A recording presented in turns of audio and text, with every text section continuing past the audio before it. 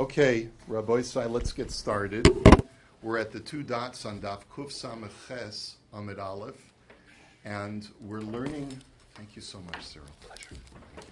And we're learning about the halacha about who pays for the shtar when you have two parties that have to contract with a sofer, with a scribe to write a shtar. You know, it depends who's getting the primary benefit from the shtar. And there are other factors as well, depending upon the circumstances. So one of the things that the Mishnah had told us is Vahabal no sein schar v'chule. That's what we're up to at the first two dots. The husband, when it comes to a get, if he's divorcing his wife, who hires the scribe? Who pays for the get? You should know that this is a very important issue, halacha l'maisa, today.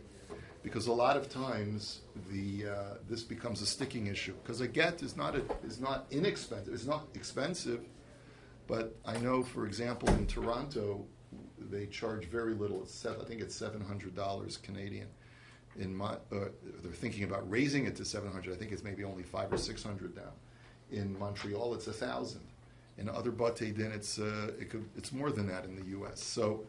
And you're getting a bargain even if you pay that amount because there's so many people that are involved. It's very labor intensive. So who pays for it? So the Mishnah says that the husband has to pay for it. My timer, what's the reason? Because the Torah says that the husband shall write the get and deliver the get. So it's very clearly in the psukim. What are you going to say? Today we don't do it that way. We don't coerce the husband to pay for the get. They place the cost upon the woman. Why? As an accommodation, because a lot of times we've noted that the husband schleps and delays because he doesn't want to have to pay for the sofer. And also because he's reluctant to give the get so quick because he knows he's going to have to pay out the ksuva once he gives the get. So therefore, as an added incentive to the husband to expedite the process, we place the fee upon the woman. Now, this is very depressing when you read this Gemara, because basically the Gemaras have just got through telling us that the Torah requires the husband to pay. But that's when we're dealing with honorable people. When you're not dealing with honorable people, sometimes you have to turn around the whole halacha in order to be able to get the greater good accomplished, which is to get this wife divorced and to let her move on with her life. So you see, it's already starting. It's not like a new phenomenon, this problem of aguna. Mm-hmm. It's already in the times of the Gemara that there were people who, unfortunately, were not good people. And therefore, Chazal had to make special, unfortunate accommodations in order to make sure that a woman got her get.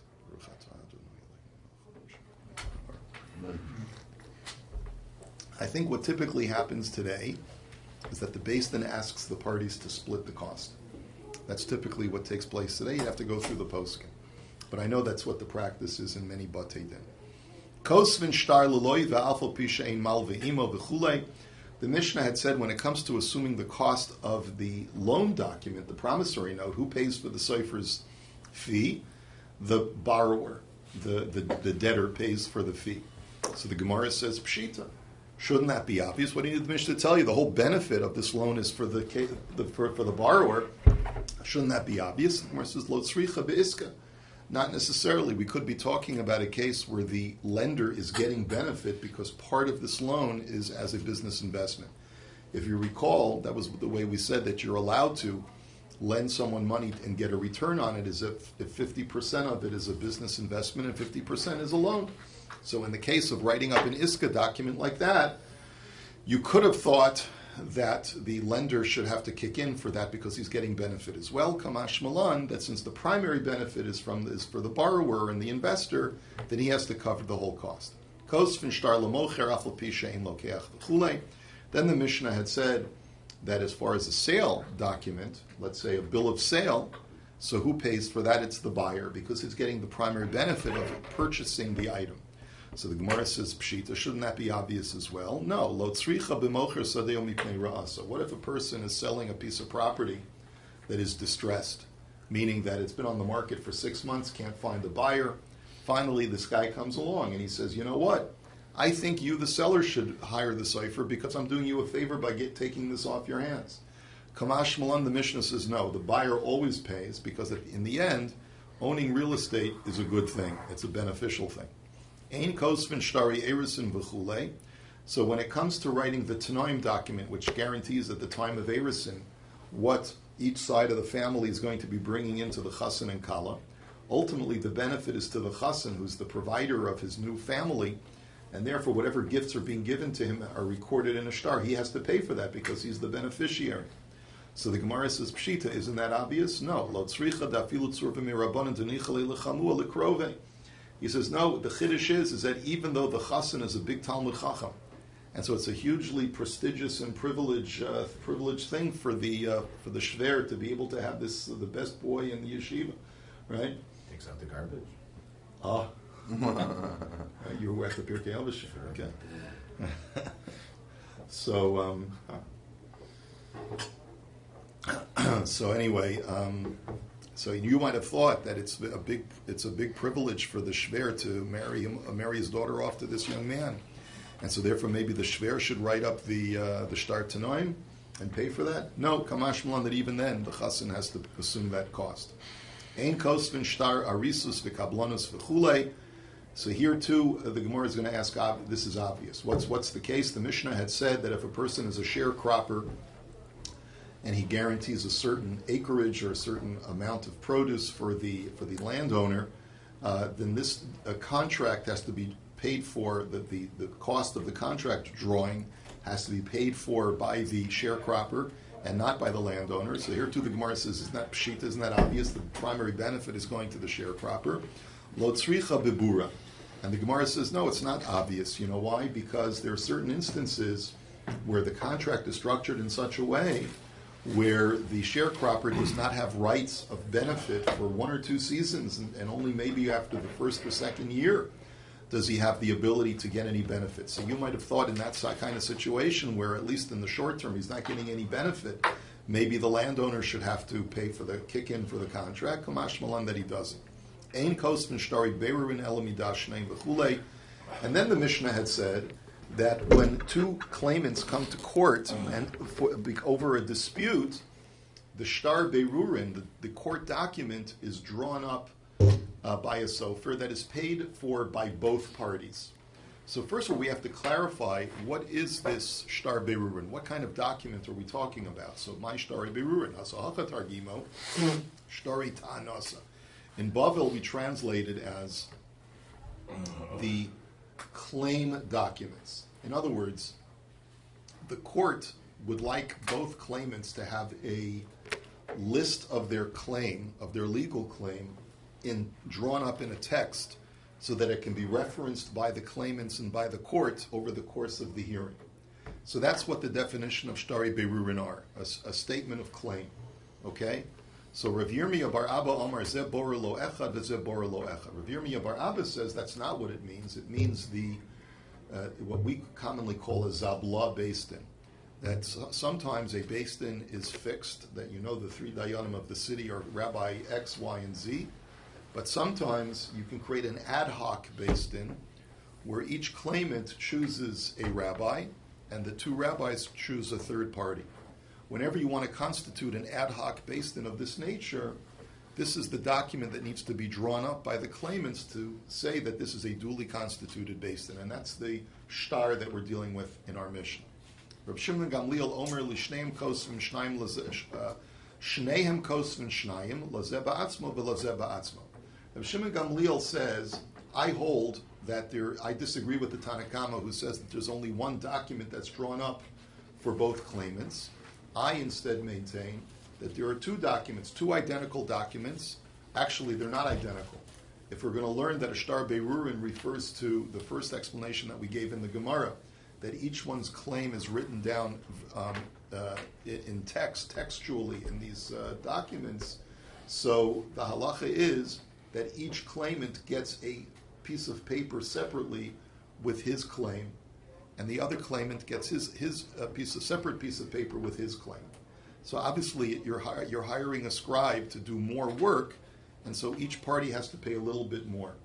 So lema bekoifen al midas dom kamiflagi, the mar sover koifen umar sover ein kofen. Now we know that from Pirkei Avos that there's something called midas Sodom. Midas Sodom is when you act like someone from Sodom who's very begrudging to others. So the Mishnah had said in Pirkei Avos, Ha'omer shali shali v'shalach shalach. If a person says what's mine is mine and what's yours is yours, I don't want us to have any commingling whatsoever. Some say that zu mida beinanis. Some say that this is an average behavior. It's neither good nor evil. But others say no, it's inherently evil. It's midas sedom. So the question is, does a person have a right to behave this way and demand that there be no commingling whatsoever because he doesn't want to have anything to do with the other guy, even though there's nothing to be lost by commingling the document? So that's the machlokas, it seems. The Tanna Kama says, we don't allow you to demand that you should have a separation of two documents when one would suffice.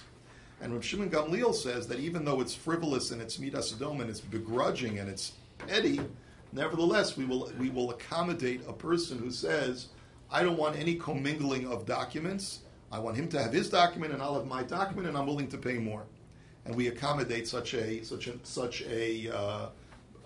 petty kind of demand. So the Gemara says, lo, kule alma koifin.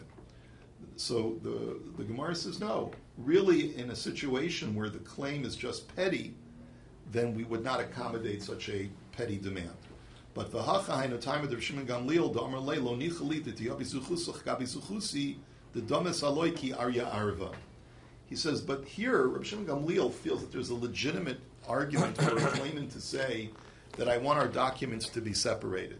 You see, here's the problem. If we share a common document which contains both your claims and my claims, you're going to constantly be reading the basis for my claim, and you're going to be constantly arguing with me and getting into a fight. You're an argumentative person to begin with. That's why we're in Beis Din in the first place. I don't want to have to share a document with you that you can reference every Manfik and Donnerstück and start yelling at me. I'd rather us have separate pieces of paper. Your paper has your claim. My paper has my claim. So that way there'll be less friction between the two of us, because otherwise you're like a crouching lion, is the way the Gemara says. You're like a lion ready to attack me. I'm not interested in conflict. I'm conflict averse, as they say, right? And therefore, let's have two documents. And Rav Shimon Gamliel says that's not midas sedom. That's a person who says I'm not interested in getting to a fight with you, and therefore there's a legitimate reason to separate the documents. Let's go on to the next Mishnah. Misha pora mixas chovo v'hishlish es shtaro v'amar lo im lo etein lecha mikan v'ad yom ploni tein lo shtaro. So here's the situation. Shimon owes Reuven $1,000. The loan is matured, and Shimon only has $500. He only has a portion of the money to pay. So he says, Reuven, here, take $500. Take the promissory. So Reuven says, this is a pain in the neck. So what? I got to tear up this promissory note, write up a new note that says that you only owe me $500.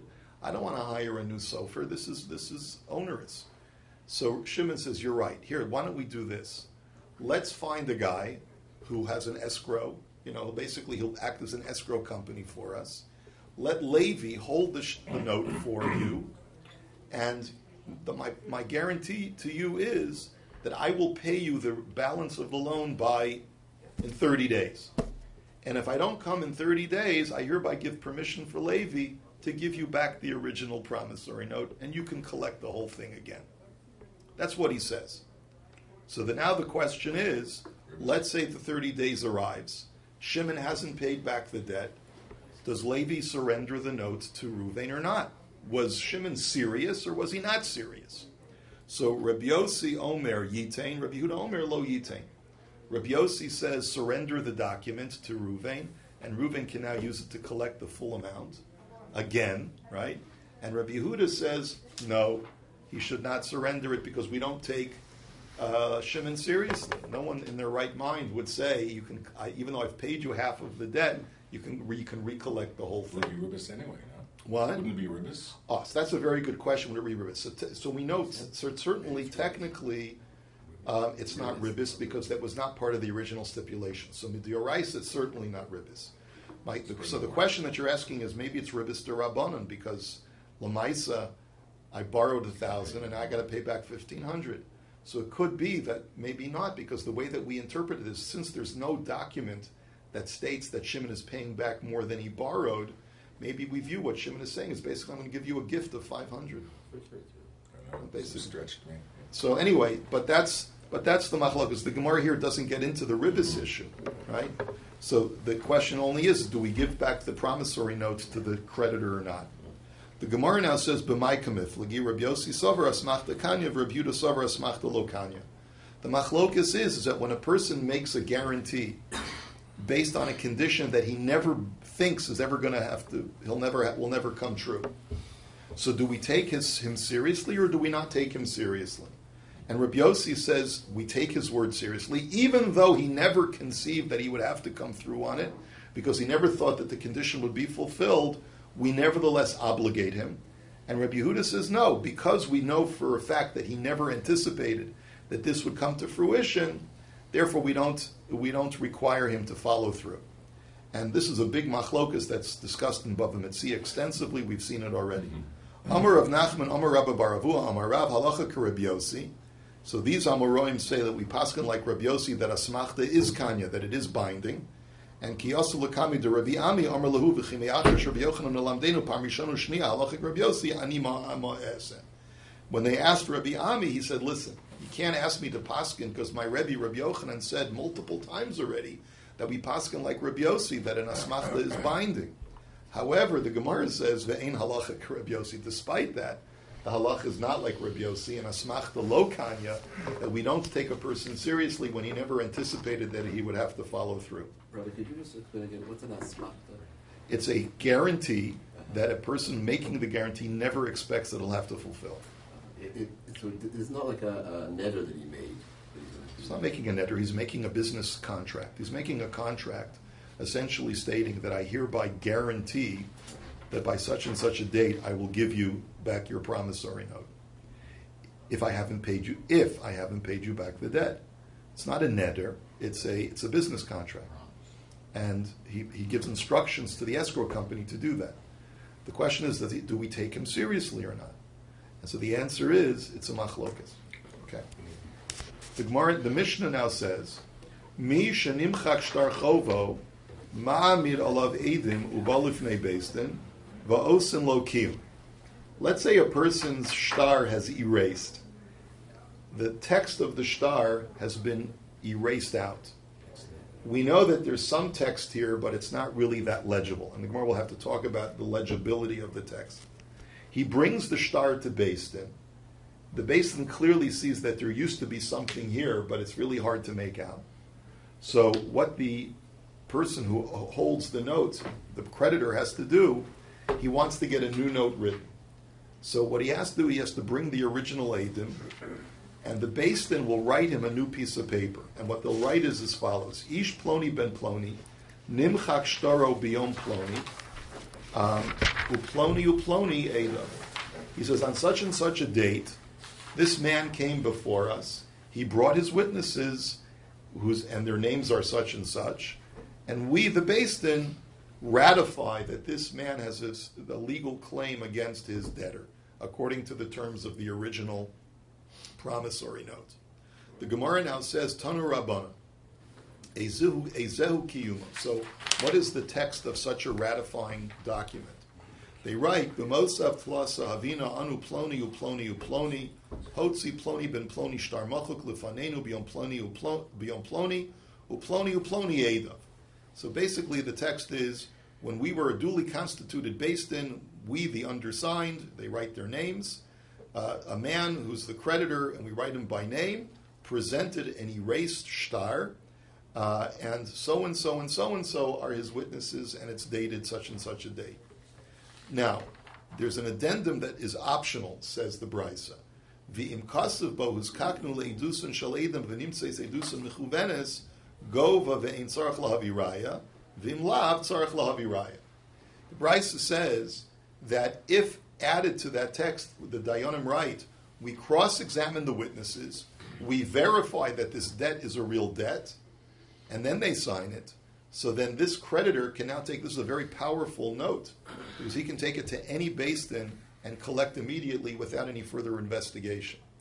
But if it doesn't have that addendum, it doesn't have the statement that we cross-examine the witnesses, then he can take the shtar to another Beis Din for collection, but the Beis Din has a right to ask for further evidence. They can ask All it's basically, the shtar does not say that the witnesses were cross-examined, so or that the debt was verified.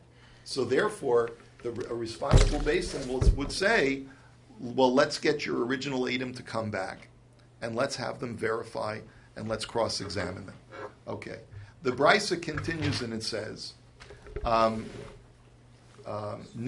pasul niskara kosher, that if it's torn, if a person brings in a torn shtar, the shtar is pasul, but if it's niskara, if it's torn in a slightly different way, then it's kosher. The difference between nikra and niskara is just basically the same shorish of tearing, but conjugated with a different binyan. And it's difficult to understand what the difference between the two of them is. We'll see in a moment. Nimchak o nitashdesh im rishumo nikr kosher. If the shtar is only partially erased or smudged, so then as long as you can make out the original text, it is kosher. So that's the end of the brisa. Now let's analyze it. Hechi dami nikra, hechi dami niskara. What does it mean? What's the difference between the word nikra and niskara? They both imply tearing. So Amar of Yehuda, nikra kera shel beis din, niskara kera she'eno shel beis din. So the first term, where we said that it's pasul, means that its tearing was done by a beis din. Then it's pasul because that shows that the beis din deliberately wanted to invalidate the shtar. However, if it was torn on its own, let's say my 2-year-old toddler comes in and he tears it up one day, so then it's clear that it wasn't torn by beis din, so then it's still a legal document. Heichi dami kera shel beis din. Well, how are you supposed to tell? Just if it's torn, it's torn. So Amar Rabbi Yehuda, makom eidim u'makom hazman u'makom ha'toirav.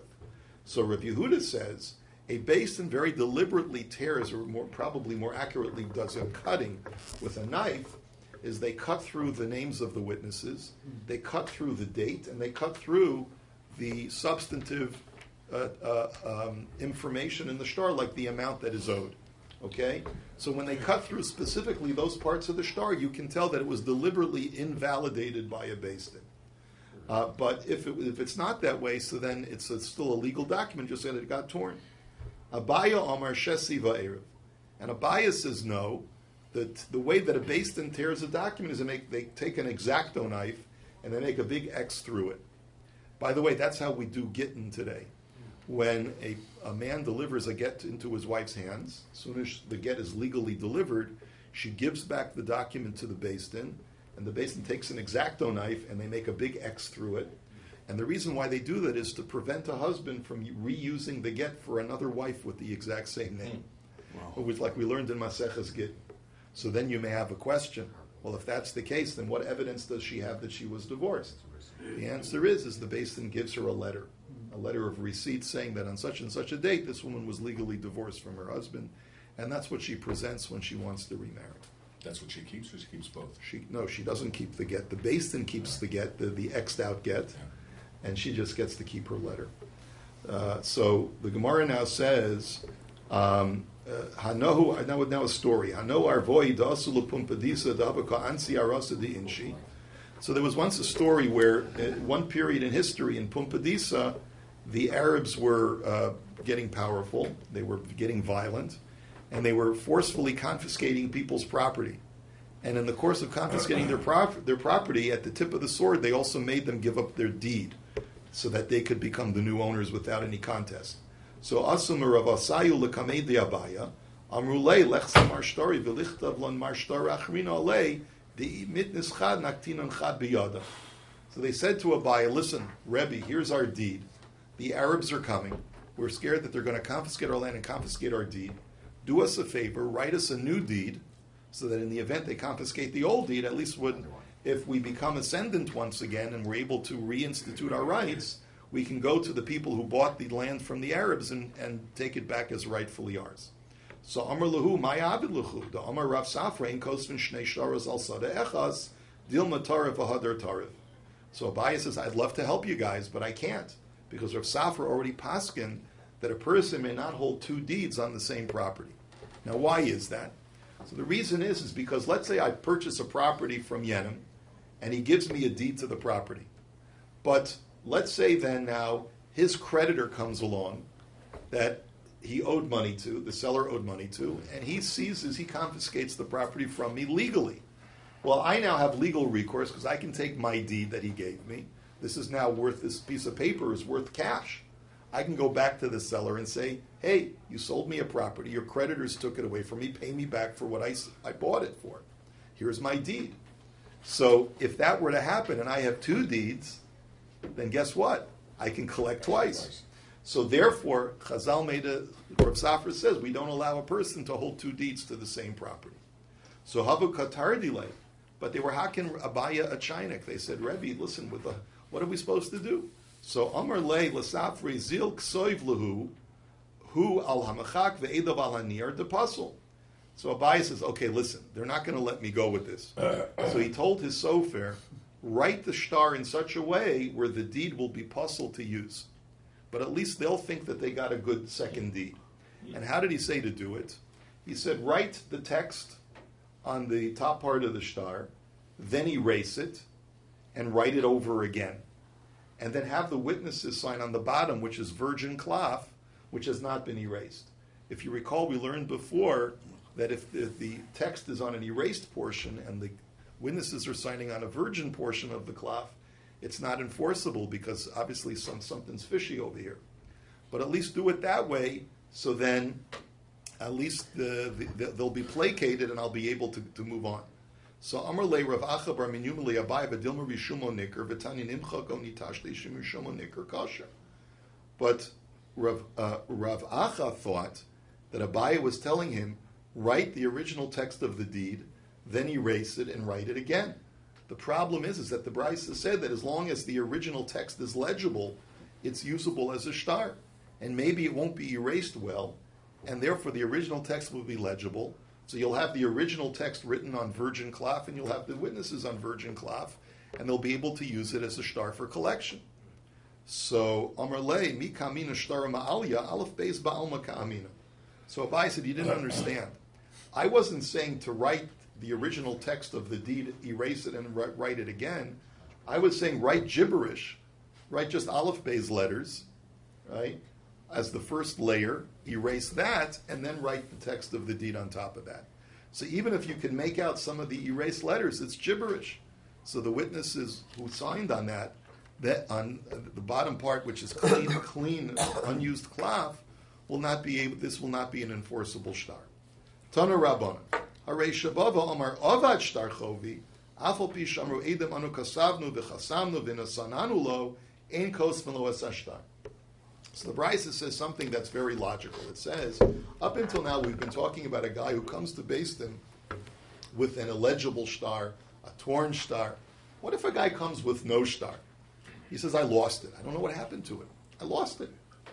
And then witnesses come and they say, we are witnesses that this guy is owed money. We don't know what happened to his shtar, but we know that we were there when the loan was made. We were there and we gave him the promissory note, so he's not lying. He really is a creditor. However, the Brisa says we can't write him a second promissory note for very obvious reasons. Number one, we have no evidence that the original note is lost. So what if he then comes up with the original note? He'll be able to collect the debt twice. And what if he's even an honest guy? He's telling the truth. Because he lost the shtar, but then for Pesach cleaning, he moves the couch and discovers that the original promissory note is behind the couch. And now he's going to have two promissory notes for the same debt. Right? It's going to create chaos. So therefore you can't do it. But but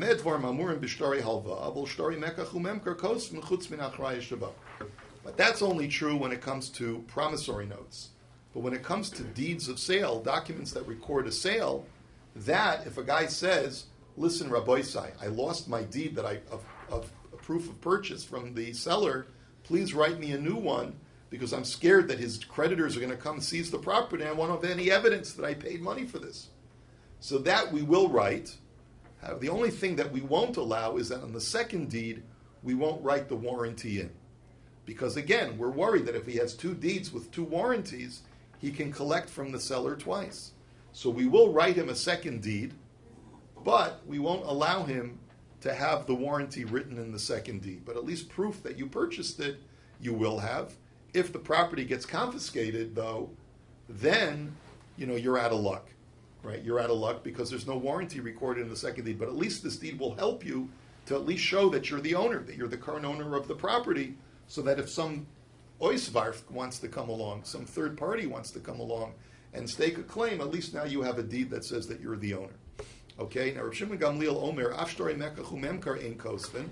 Rav Shimon Gamliel says, I disagree. I hold that even deeds that don't even have a warranty, you're not allowed to write a second time unless we have evidence that the first one is truly destroyed. V'chein haya Rav Shimon ben Gamliel Omer, Hanosin matan lechaver v'hechzer lo es ashtar, chazra matanasa v'chachamim omrim matanaso kayemes. And it's based on Rav Shimon Gamliel's shita that is where he argues with the chachamim. The issue is this. What if Reuven gives Shimon a gift, and together with the gift, he gives him a piece of property as a gift, and Shimon takes the property, and he takes the deed to the property. So if it's a gift, if Shimon decides that he doesn't want the gift, all he has to do, according to Shimon Gamliel, is give back the deed. Just give back the deed, and that cancels the gift. The Chachamim disagree with that, but Shimon Gamliel says just giving back the deed is enough to cancel the gift. So Shimon Gamliel's concern is like this. If you can cancel a transaction by just returning the original deed, then if this, what we're worried that maybe this guy who claims, and he brings witnesses that he got a piece of property, he got the deed for it, but what happens if after that happened, he gave back the deed? And he basically reversed the transaction. So the property doesn't belong to him. He comes to Beis Din and says, I have witnesses that I received the deed and I received a piece of property. Beis Din can't write him a new deed because what happens? What Beis Din will say to him, well, what if in reality you acquired the property but returned the deed to the owner? In that case, the property is not yours. We can't write you a deed on a property that doesn't belong to you. So that's why Shimon Gamliel says that in such a situation, we don't write a new deed for a person because we have no evidence that it still belongs to him. And this is where we'll hold it for today. Everyone have a wonderful day.